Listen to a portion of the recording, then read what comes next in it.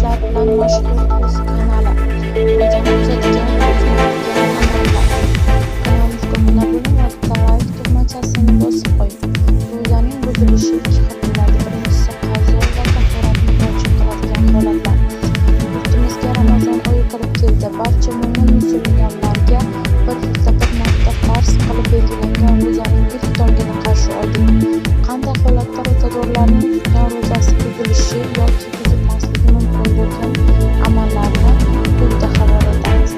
Ro'zadorning tutgan ro'zasi buzilmaydigan holatlar. Ro'za tutganligi esdan chiqib, yeb ichib qo'ysa, ammo bu holatda ro'zadorligi esiga tushishi bilan darhol ichishni to'xtatishi kerak. Kunduz kuni ro'zador uxlab dam olib uyqusida ehtimol bo'lib qolsa, bu holatda ro'za ochilmaydi. Bu odam usul qilib ibodatlarni ado qilaveradi. Ko'zga dori tomizsa yoki surma qo'ysa, ko'ziga dori tomizganda garchi tomog'ida uning mazasi bo'lmasa ham ro'za ochilmaydi. Qon oldirsa, misvoq ishlatsa, mubolag'asiz og'iz burunni chaysa, Ramazon oyida tahorat vaqtida og'iz chayilganda suv tomog'ida g'arg'ara qilinmaydi. Burunga suv olinganda oxirigacha tortilmaydi, chunki bu holatlarda suv ichkariga o'tib ketadi. Ro'zani ochilishiga sabab bo'lishi mumkin. G'usl qilinsa, unda ustidan suv quyib, ya'ni dush qabul qilishi mumkin. Ammo ro'zador vannani to'ldirib ichiga tushib o'tirishdan yoki basseynga tushishdan saqlanishi lozim.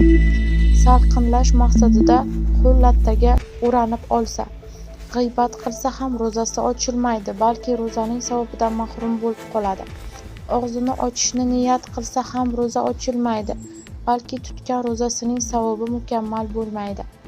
Tish oldirib qon yoki dorini yutmagan bo'lsa ham ro'zasi ochilmaydi. Quloqdan suv kirsa ham, quloqni kavlasa ham ro'zasi ochilmaydi. Ammo bu ishlarni qilmagan ma'qul. Balg'am yoki mishiqning kirishi yoki chiqishi bilan ham ro'za ochilmaydi. O'zi xohlamagan holda majbur bo'lib qussa ham ro'za ochilmaydi. Tishlarni orasida qolgan no'xatdan kichik narsani yesa ham ro'za ochilmaydi. Ammo shunday bo'lsa-da og'izdan tashqariga chiqarib, so'ngra yana og'izga solib yutsa, ro'za ochiladi.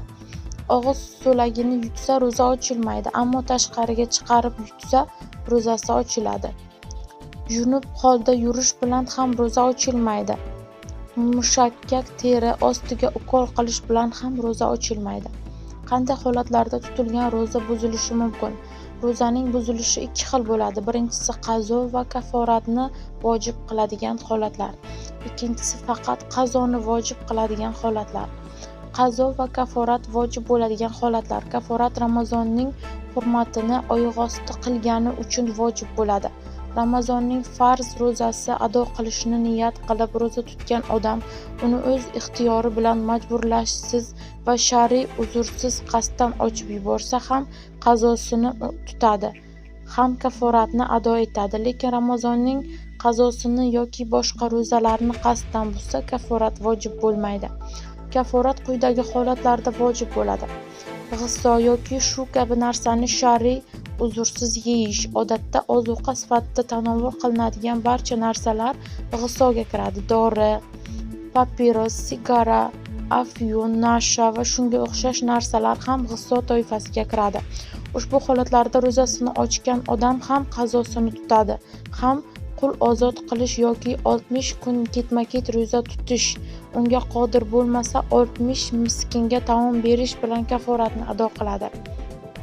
Ikkinchisi, birovni g'iybat qilgani, qon oldirgani, shahvat bilan ushlagani yoki o'pgani, quchoqlashib yotgani, mo'ylabini mo'ylagani sababli ro'zam ochilib ketdi deb o'ylab, qasddan yeb ichib yuborgan odam ham qazo tutadi, ham kaforatni ado qiladi. Lekin faqih kishi ro'zani ochilibdi deb fatvo bersa, bundan mustasno. Unda faqat qazo tutadi, kaforatni vojib qilmaydi. Og'ziga kirgan yomg'ir suvi xotinining tupugini lazzat uchun ichiga yutsa, kesakxo'r odam kesakni yutib yuborsa, ham qazo tutib, ham kaforatni ado qiladi. To'rtinchisi, farz shahvatini to'la ravishda qondirish. Bunda mani to'kilmasa ham qazo va kaforat vojib bo'ladi. Jumhur ulamolar jimoda qatnashgani uchun ayol kishi ham kaforat beradi deyishgan. 5. Ayol kishi yosh bolaning yoki majnunning o'ziga yaqinlik qilishga imkon bersa, unga ham qazo ham kaforat vojib bo'ladi. Qazo tutish lozim bo'ladigan, kaforat lozim bo'lmaydigan holatlar. 1. G'iso sanalmagan va g'iso toifasiga kirmaydigan narsani tanovvul qilish. Bunda odatda g'iso sanalmaydigan va inson tabi yeyishga moyil bo'ladigan narsalar ko'zda tutilgan. Misol uchun, ro'zadorning xom guruch, xom biror xamir, aralashtirilmagan un kabi narsalarni yeyishi, pishmagan mevani yeyish, tishlarni orasiga qolgan no'xatdan katta narsani yutib yuborish, danak, paxta, qog'oz, teri yeyish, tosh, temir parchasi, tuproq, tangaga o'xshash narsalarni yutib yuborish, qasddan ichiga isiriqning tutuni kabi tutun kiritish, erkak kishining orqasidan, burnidan, tomog'idan va ayol kishining oldidan suv yoki dori kiritilishi. Quloqqa moy tomizilsa ham ro'za ochiladi, suv tomizilsa ochilmaydi. Qasddan og'iz to'lib qayt qilsa ham qazo tutiladi. Agar beixtiyor og'zi to'lmay qayt qilsa yoki taom emas balg'am qayt qilsa ro'za ochilmaydi. G'iso va dorining bemorlik, safar, majburlash, aldash, adashish, beparvorlik yoki shubha kabi shar'iy uzrlar bilan tanovvul qilsa ro'za ochilib qazosi tutiladi. Og'iz chaylayotganda beixtiyor ichiga suv ketib qolsa ro'za ochiladi va qazo tutiladi.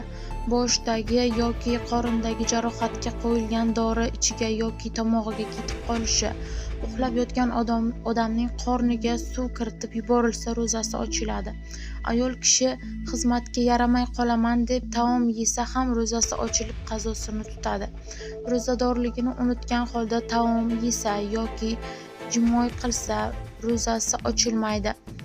Ammo buning hukmini bilmay, bo'lar ish bo'ldi deb yana taom yesa yoki jimo qilsa qazo ro'za tutib berish lozim. Ro'za tutishga kechasi emas, kunduzi niyat qilib, keyin bu niyatim to'g'ri bo'lmasa kerak degan shubha bilan taom yeyilsa ro'za ochiladi va qazo tutish vojib bo'ladi. Hali tong otmagan bo'lsa kerak deb yeb ichgan yoki jimo qilgan odam tong otib bo'lganini bilib qolsa ro'zasining qazosini tutadi.